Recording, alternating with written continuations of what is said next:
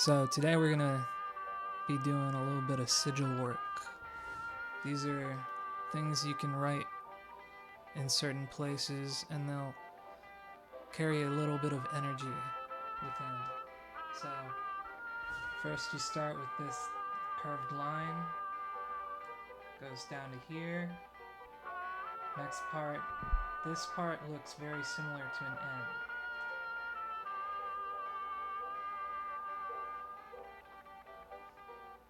And this part, need that little lip right there. This is derived from Greek. And a circle right there with that right there. Then comes a more angular kind of E shape, and then a very directly E shape.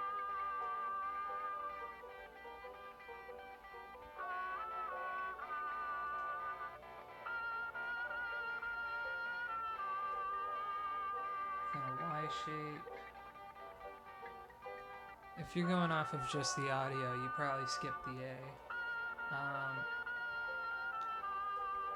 Be silly to just go off of the audio, but you know, it's just how it is sometimes. Yeah, and then you close out with another N.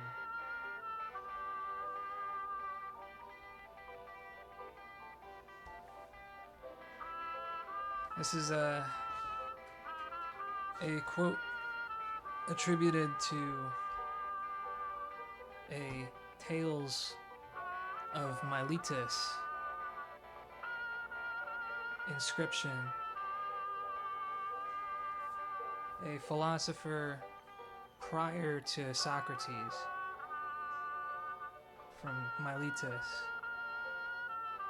who went on to influence Parmenides, who influenced Socrates, who influenced Plato. Yeah. There's another Greek sigil that might give you a little bit of sway over the crowd that would be philosophical and Platonist.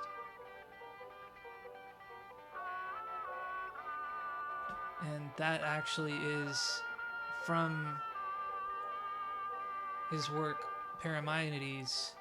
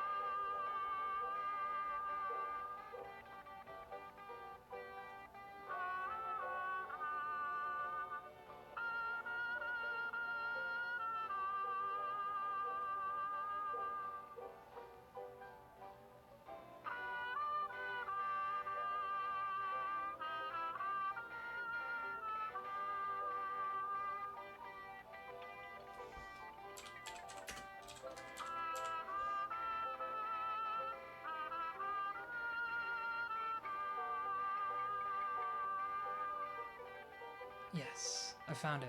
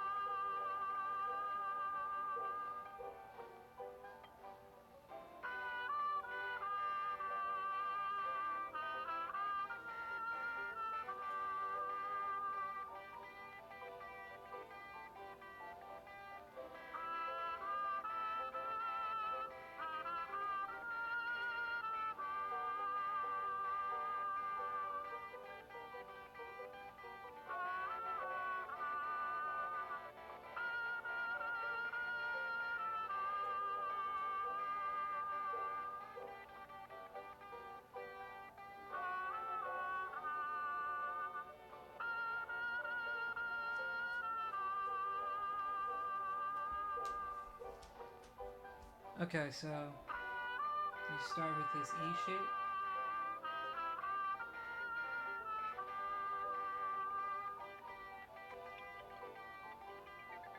Then you do a sort of tilde key, an apostrophe,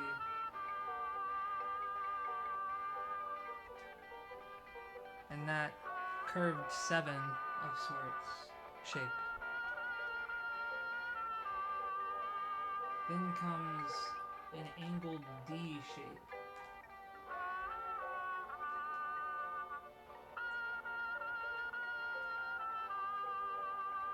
Then comes an O and an S shape.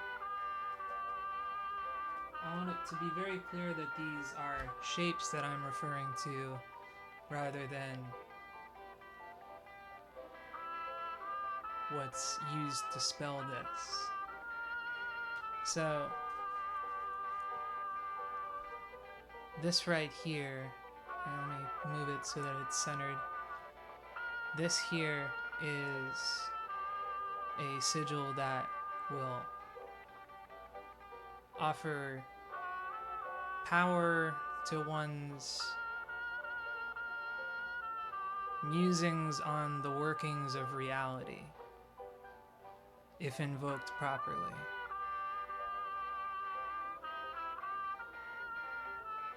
So, bear that in mind. There is also other symbols you can invoke with, but that is a very potent one for a very specific kind of academic. So, bear that in mind. Now let's see here. I am looking for a very specific kind of expression right now.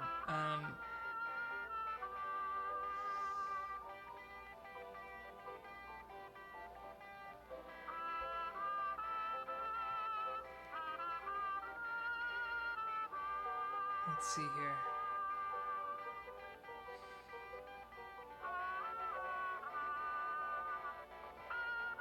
So, with these two Greek sigils,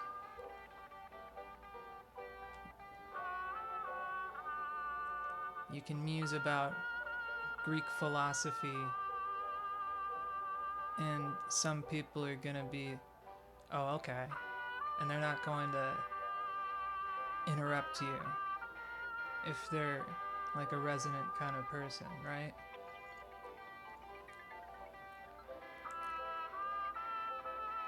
So, that's a whole thing. Now,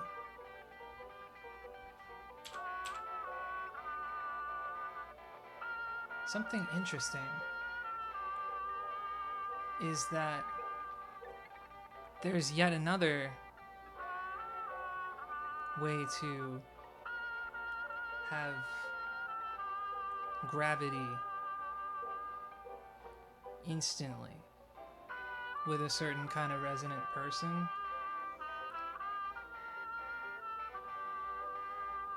If you know how to draw this out,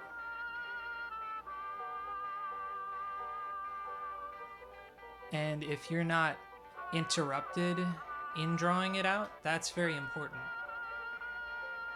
Then that adds quite a lot of energy to many things that you continue on to do afterwards with, again, a very specific kind of person. This has to be somebody that's primed. And there's many contemporaries who are primed. So, bear that in mind. This is a very delicate thing.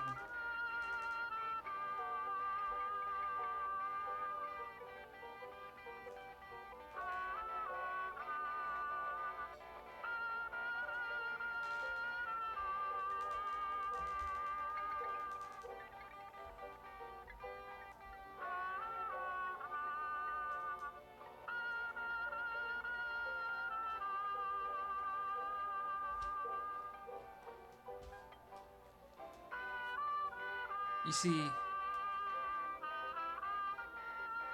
this very collection of hieroglyphs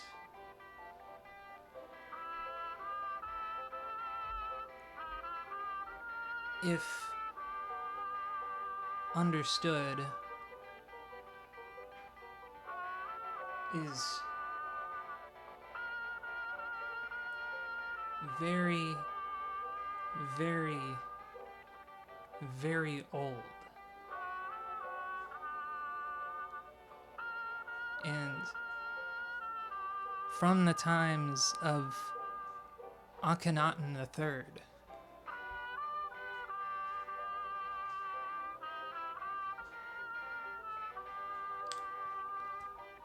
So, with regards to things that have occurred around that period, if you know how to draw this,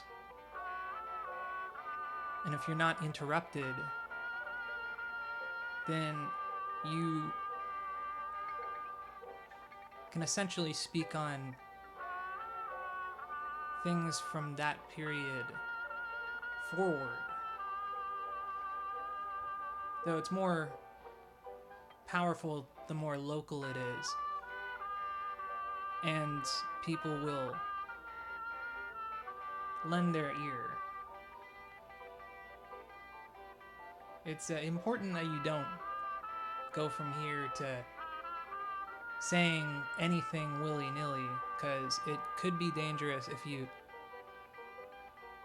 say something that's false, because they'll go on to profess that falsehood as though it was from a spirit they really value, right? So bear that in mind.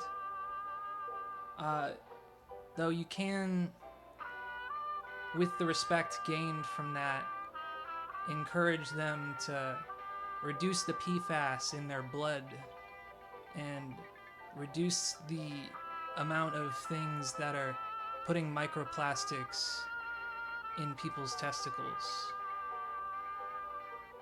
Or at least the practices that put those microplastics in those testicles, because it's very dangerous for the longevity of humanity. But that's just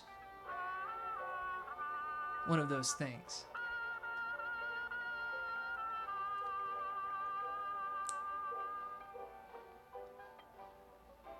Anyways,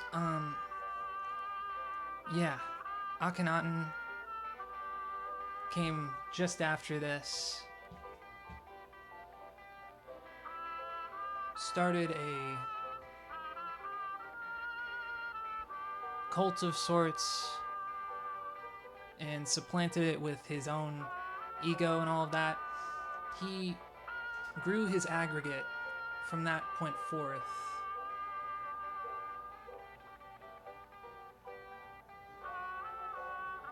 And spawned a cult that survived several centuries. So the energy that he put out with this like profound influence and power, he essentially took this and extrapolated that the solar disk was the most important of the gods.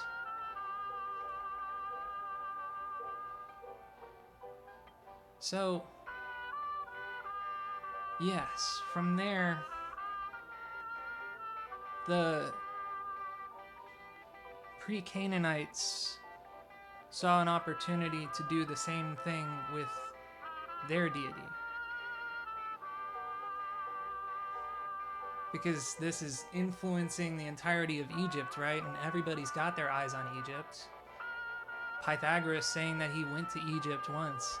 He spawns a cult from just that. Like, you talked to an Egyptian, you must have talked to God. That's basically what, you know, that meant to them. You know, it's like us like quoting a paper, or like, trust me, I'm a doctor. Like, trust me, I met an Egyptian. That's basically how it was. So, an Egyptian pharaoh saying, this god is above all the other gods. A lot of people are going to listen to that.